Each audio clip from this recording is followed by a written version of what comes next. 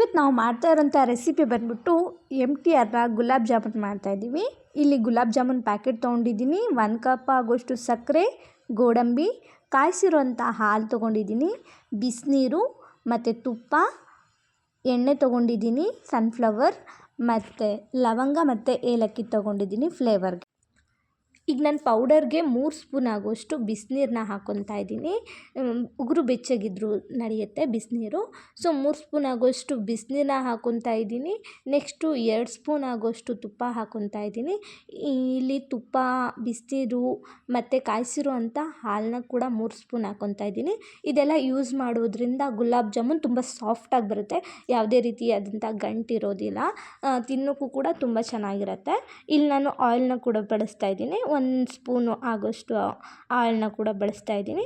ಇದಿಷ್ಟನ್ನು ಹಾಕಿ ಸೊ ನಾವಿಲ್ಲಿ ನೀಟಾಗಿ ನಾದ್ಕೊಬೇಕು.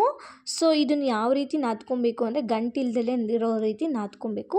ಚೆನ್ನಾಗಿ ನಾದ್ಕೊಂಡು ಒಂದು ಸ್ವಲ್ಪ ಆಯಿಲ್ನ ಮಧ್ಯ ಮಧ್ಯ ಆ್ಯಡ್ ಮಾಡ್ಕೊತ ನೀಟಾಗಿ ಗುಲಾಬ್ ಜಾಮೂನ್ ಅದಕ್ಕೆ ಬರೋ ಥರ ನೀಟಾಗಿ ಕಲಿಸ್ಕೊಬೇಕು. ಸೊ ಇಲ್ಲಿ ನಾದಿದ್ಮೇಲೆ ಒಂದು 10 ಮಿನಿಟ್ಸ್ ಆರ್ 15 ಮಿನಿಟ್ಸ್ ಇಟ್ಟು ಸೊ ನಾವಿಲ್ಲಿ ಇದನ್ನು ರೋಲ್ ಮಾಡಬೇಕು.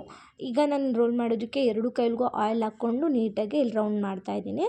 ನೀಟಾಗಿ ಈ ಥರ ರೌಂಡ್ ಮಾಡೋದ್ರಿಂದ ಚೆನ್ನಾಗಿ ಬರುತ್ತೆ.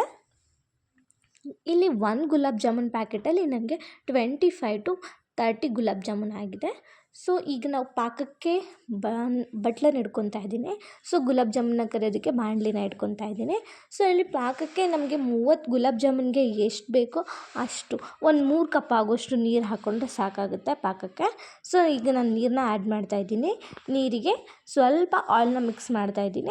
ಸೊ ಈಗ ನಾವೇನು ಇಟ್ಕೊಂಡಿರ್ತೀವಲ್ಲ 1 ಕಪ್ ಆಗೋಷ್ಟು ಸಕ್ಕರೆನ ಕೂಡ ಹಾಕ್ಕೊತಾ ಇದ್ದೀನಿ.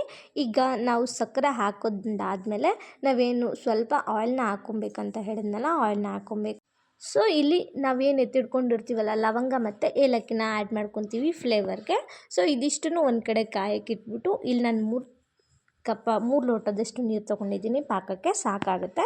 ಸೊ ಈಗ ನಾವು ಈ ಪಾಕ ರೆಡಿ ಆಗೋಷ್ಟರೊಳಗೆ ನಾವು ಇನ್ನೊಂದು ಕಡೆ ಗುಲಾಬ್ ಜಾಮೂನ್ನ medium ಉರಿನಲ್ಲಿ fry ಮಾಡ್ಕೊಂಬಿಡೋಣ. So gulab jamun ಕರಿಯೋದಕ್ಕೆ ಇಲ್ಲಿ ಬಾಣಲಿಗೆ ಎಣ್ಣೆ ಹಾಕಿದ್ದೀನಿ. ಎಣ್ಣೆ ಕಾದಿದೆಯಾ ಚೆಕ್ ಮಾಡಿದ್ದೀನಿ.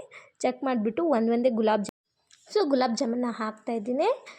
ಇಲ್ಲಿ ಏನಪ್ಪ ಅಂದರೆ ಗುಲಾಬ್ ಜಾಮೂನ್ನ ಯಾವತ್ತೇ ಆಗಲಿ ಫ್ರೈ ಮಾಡುವಾಗ ಮೀಡಿಯಮ್ ಫ್ಲೇಮಲ್ಲೇ ಇಟ್ಟು ಫ್ರೈ ಮಾಡಬೇಕು. ಸೊ ಅದು ಗೋಲ್ಡನ್ ಬ್ರೌನ್ ಕಲರ್ ಬರೋವರೆಗೂ ನೀಟಾಗಿ ಒಂದೊಂದನ್ನೇ ಮಡಚಿ ಹಾಕ್ಕೊಳ್ತಾ ನೀಟಾಗಿ ಫ್ರೈ ಮಾಡ್ಕೊಂಬರಬೇಕು. ಇಲ್ಲಿ ಯಾವಾಗಲೇ ಆಗಲಿ ಹೈ ಫ್ಲೇಮಲ್ಲಿ ಇಡಬಾರ್ದು ಗುಲಾಬ್ ಜಾಮೂನ್ ಮಾಡುವಾಗ. ಸೊ ಗುಲಾಬ್ ಜಾಮೂನ್ ಒಳಗಡೆನೂ ಕೂಡ ನೀಟಾಗಿ ಬೇಯಬೇಕು. ಸೊ ಹಾಗಾಗಿ ನೀಟಾಗಿ ಇಲ್ಲಿ ಗೋಲ್ಡನ್ ಬ್ರೌನ್ ಕಲರ್ ಎಲ್ಲದು ನೋಡಿ ಚೆನ್ನಾಗಿ ಬಂದಿದೆ, ನೋಡಿದ್ರೇ ಗೊತ್ತಾಗ್ತಾ ಇದೆ ಇಲ್ಲಿ ಚೆನ್ನಾಗಾಗಿದೆ, ಗುಲಾಬ್ ಜಾಮೂನ್ ಕಲರ್ ಬಂದಿದೆ. ಸೊ ಈಗ ಇದನ್ನು ನಾವು ಏಕ್ದಮ್ ಪಾಕದ ಒಳಗೆ ಹಾಕಬಾರ್ದು, ಬಿಕಾಸ್ ಪಾಕ ತುಂಬ ಬೇಗ ಹೀರ್ಕೊಂಬಿಡುತ್ತೆ ಇದು. ಸೊ ಹಾಗಾಗಿ ಸ್ವಲ್ಪ ತಣ್ಣಗಾದಮೇಲೆ ಇಲ್ಲೇನು ಪಾಕ ಹಾಕಿರ್ತೀವಲ್ಲ, ಸೊ ಆಮೇಲೆ ಇದು ಸ್ವಲ್ಪ ಒಂದು 5 ಮಿನಿಟ್ಸ್ ತಣ್ಣಗಾದಮೇಲೆ ಸೊ ಪಾಕಕ್ಕೆ ನಾವು ಹಾಕ್ಕೊಬೇಕು. ಸೊ ಪಾಕಕ್ಕೆ ಹಾಕ್ಕೊಳ್ತಾ ನಾವಿಲ್ಲಿ ಎಷ್ಟು ಹಿಡಿಯುತ್ತೆ ಅಷ್ಟನ್ನು ಹಾಕ್ತಾಯಿದ್ದೀನಿ, ಬಿಕಾಸ್ ನಾನು ಸ್ವಲ್ಪ ಅಷ್ಟೇ ಇದು ಮಾಡ್ಕೊಂಡಿದ್ದೀನಿ. ಸೊ ಇದ್ರ ಮೇಲೆ ನಾನು ಏನು ಎತ್ತಿಡ್ಕೊಂಡಿರ್ತೀನಲ್ಲ ಗೋಡಂಬಿ, ಇದಿಷ್ಟನ್ನು ಪಾಕಕ್ಕೆ ಹಾಕ್ತಾಯಿದ್ದೀನಿ. ಮಧ್ಯ ಗುಲಾಬ್ ಜಾಮೂನ್ ಜೊತೆಗೆ ಗೋಡಂಬಿ ಸಿಗ್ತಾಯಿದ್ರೆ ತುಂಬ ಚೆನ್ನಾಗಿರುತ್ತೆ. So gulab jamun ready to heat.